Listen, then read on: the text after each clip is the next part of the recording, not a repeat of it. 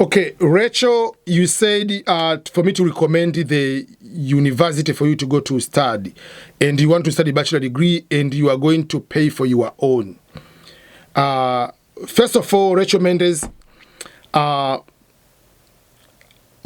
advice will be a little bit different. If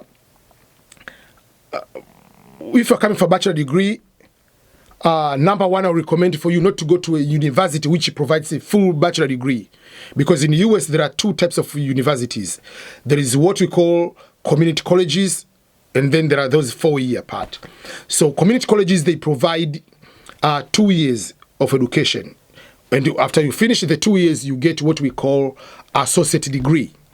Then after having associate degree, you transfer to another college or university for the third and the fourth year, which is junior and senior year. So freshman, sophomore, junior, then senior. So if you go to the community college, they were designed to support communities. So, and they are very, very affordable. They're affordable because there are so many things which are not into the 4-year college. They're in community colleges. The types of courses, there are so many courses in community colleges. But also something else about community colleges, they don't have other programs like, yes, they might have small football team, but they don't have the bigger football team like when we were talking about University of Notre Dame.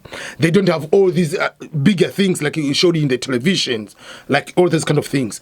So my advice will be, if you want to pay for your own school, come apply for community college. And I cannot recommend this is a good community college. All community colleges for school year, for international students, fees can be maybe 5,000 to 8,000 per year, school fees. So if you add the cost of living, depending. So what I can advise you is to look the states and the cities you want to go to study. Don't go to study community college in New York. Don't go to study community colleges in California. Yes, the university or the college will give you the small amount of cost, but the cost of living of the area is high. So if you want to a little bit more affordable, go to a community college in a smaller, affordable states. You come to Missouri, Kansas, Ohio, Texas. You go to Oklahoma, Nebraska, Wyoming. All those northern, but it's very, very cold. You go to South Dakota, North Dakota. All these middle of the United States. The states which are in the middle of the United States, they are more affordable. Don't go, for instance, you want to go to Illinois and you go to Chicago. No. If you go to Illinois, go out of the town. Its cost of living is small, is cheaper, affordable.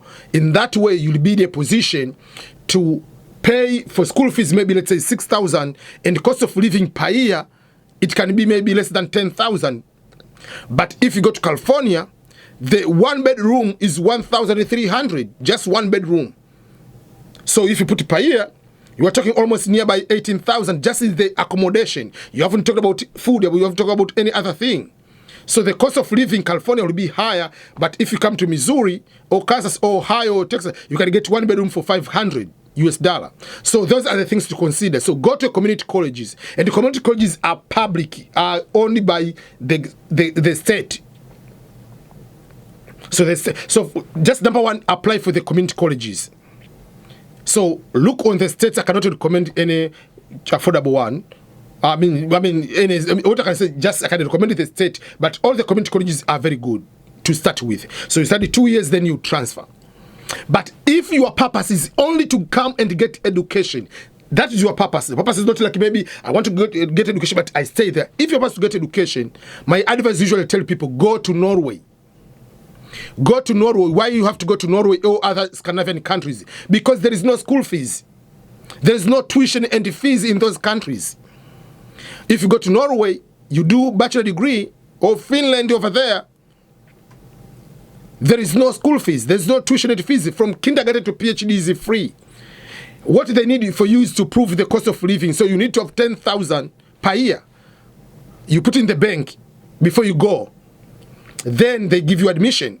They give you everything. So you can go there and you will be allowed to work up to 20 hours per week. Meaning, it will be your life very, very relaxing, and you can be able to do better in Norway than in the US, where you have to pay school fees and you have to pay cost of living. Does that make sense? So you have to look on those kind of two areas to consider what can you be able to do to do that way, to be able to find paying for yourself.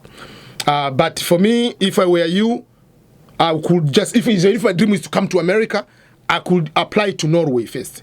Go to Norway, universities in Norway, bachelor degrees in English, which they teach in English. There are very few schools in Norway they teach in English for bachelor's degree. So find those universities, then apply. And then after bachelor degree, then you can come to America if that is your dream. But you get a good education in Norway, education in the U.S., both are first world-class education. So there is no problem up to that moment.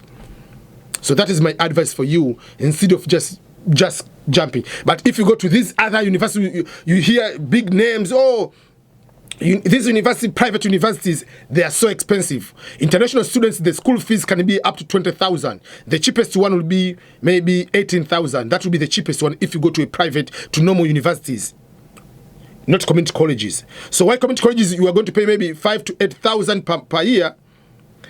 If you go to other 4-year college, you are paying 20,000. You see the difference.